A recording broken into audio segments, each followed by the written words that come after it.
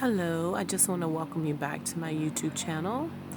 Today is Wednesday, October the 6th, and I'm sitting outside waiting for the library to open. I'm actually sitting at a park that's all connected with the library.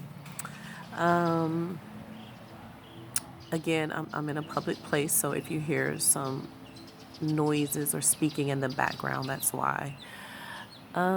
Today I'm going to do another somewhat of a documentation video to describe some mistreatment that and how I've been treated here lately.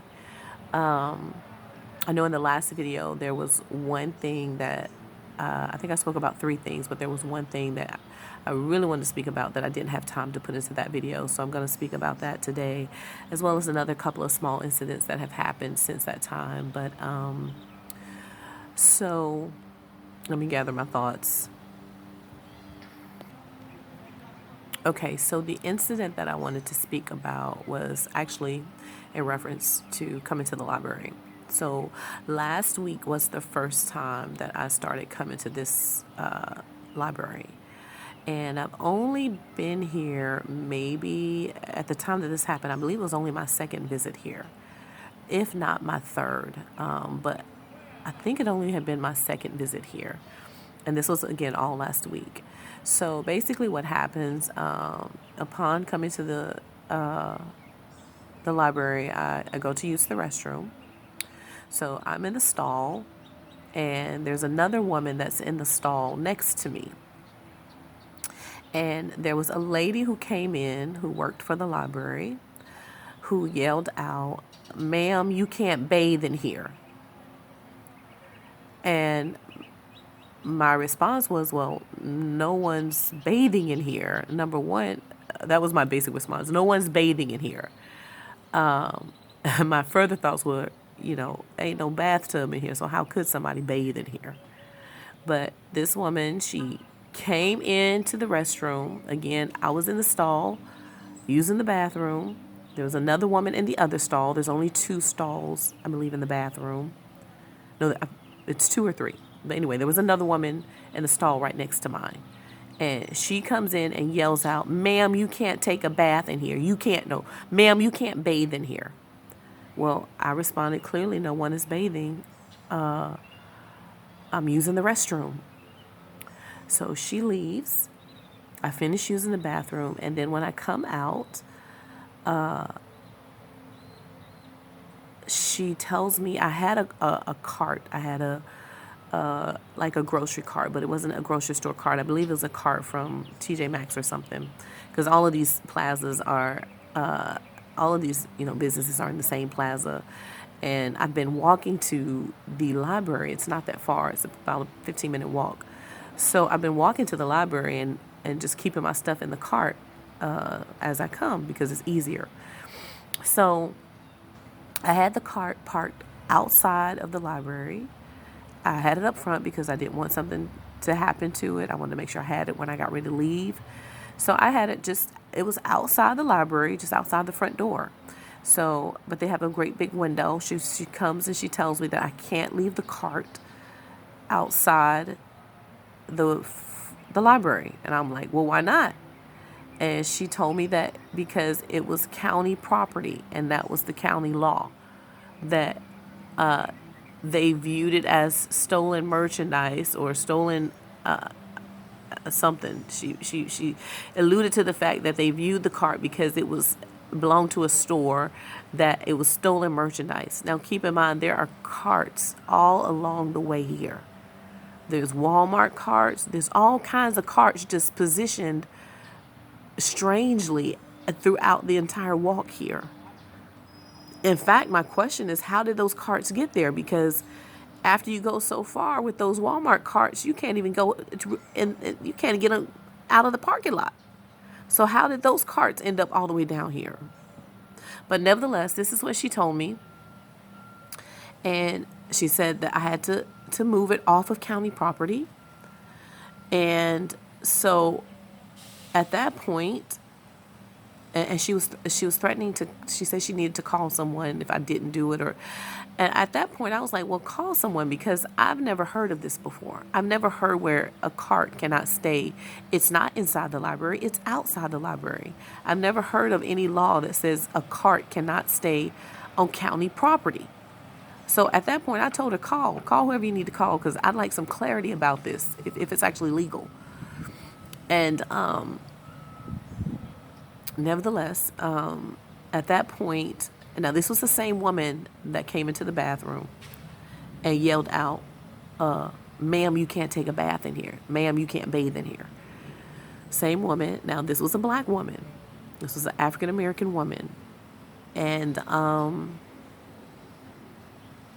standing there. I told her, well, I don't want to log onto a computer until, whoever's coming to explain this to me, I'm clear on what the law is, or what you're saying has to happen. So no one, she left. I stood there for a minute. I'm just waiting, for someone to come. No one ever came. At this point, there was I guess maybe her supervisor, an older white gentleman that worked at the library, that came, and he said that it was county law that I could not have the cart on county property. Now, he explained to me where the ends of the property were, and that I could put the cart there. And so apparently, this park that I'm sitting at, it's all connected. It's all on one pretty much ground. But he pointed and stated that the county line ended just beyond some palm trees, which is where the park kind of begins. So I did move the cart over towards the park area where I'm sitting now, so that I could have it to return, take back to when I left. So the cart just makes it easier because I'm carrying some stuff. So it just makes it easier, especially when I'm walking down here. But that was just a really strange incident. I just really, honestly, I felt like I was being discriminated against. Not so much because I'm black, but because I'm homeless. And as I stated the night before, this man, I told you about the Hispanic man that approached me at 3:00 in the morning and told me I didn't belong in this neighborhood. Those were his words. That I didn't belong in this neighborhood. Now, and then on top of that, he told me that he had just gotten out of prison. Now, he's the one with the criminal record, not me, telling me that I don't belong in this neighborhood. Now, that was discrimination. I felt both because I was black as well as because I was homeless. And he assumed certain things about me because he saw me sitting on a bench. So anyway, so this happened right after that incident. I believe it was the next day.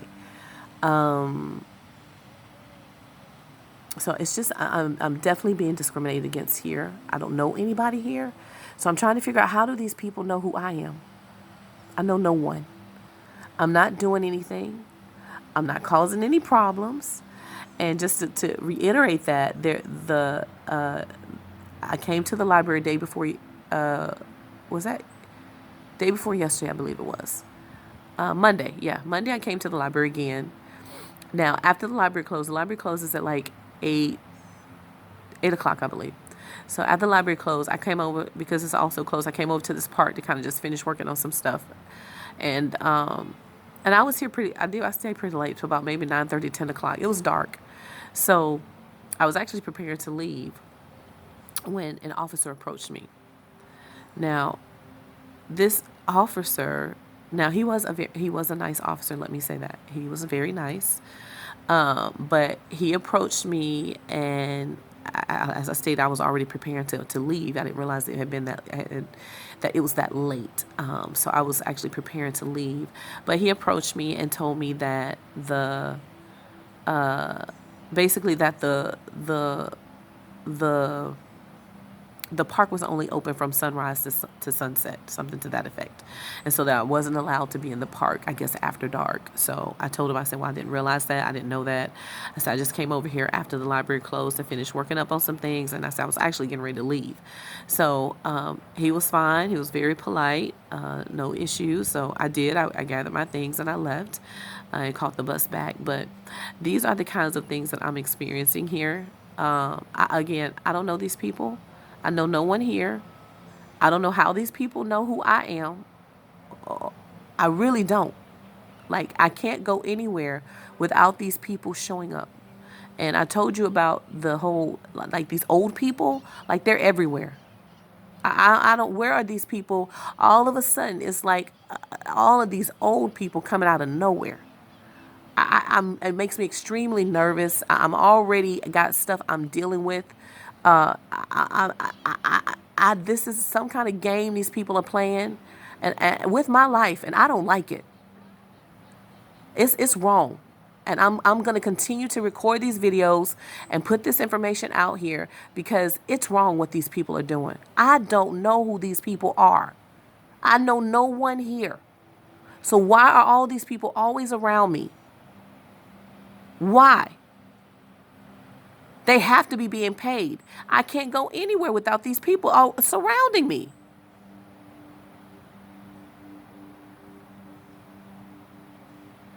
So, again, I'm just consistently being approached by, be it law enforcement. I'm like, how did this people, I don't even know how this man even knew I was over here. It was dark. I was the only one over here. But there is I don't think there's a, I don't know if there's a police, there's a fire station right next door.